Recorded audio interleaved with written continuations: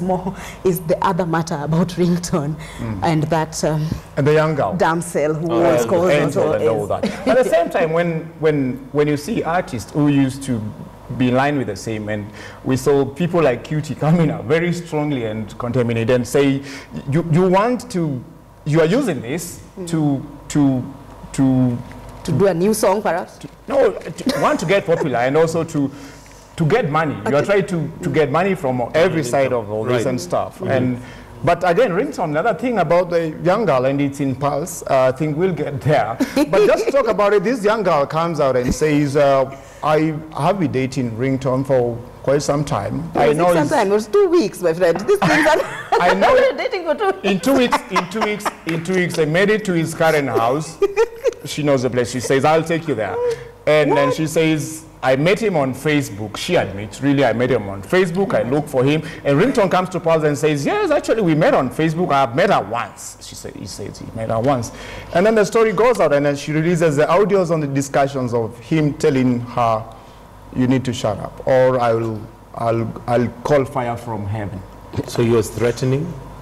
He said that is not his voice. Okay, we'll come to that story. We'll come to that story because it's in the Pulse, and we'll hold it right there. But it's interesting that, you know, somebody comes and after 2 weeks they feel they've been going out. Yes. But there's also that definition. I remember there's a time we were saying, you know, in a discussion, and we were saying there are times how men think and how women feel are different, because Eric, you might tell a certain lady, hey, let's go have coffee, and she's like, whoa, we have a date. But as far as you're concerned, we're just going to have we're just having Actually, coffee. Eric is a social... Eric, no, Eric, you've told me this before. Able just tell us about the date thing. The date with the Ringtone? No. Like a chick, when she thinks you're dating and you, what you're thinking. I think women don't give value, and they don't care for clarity.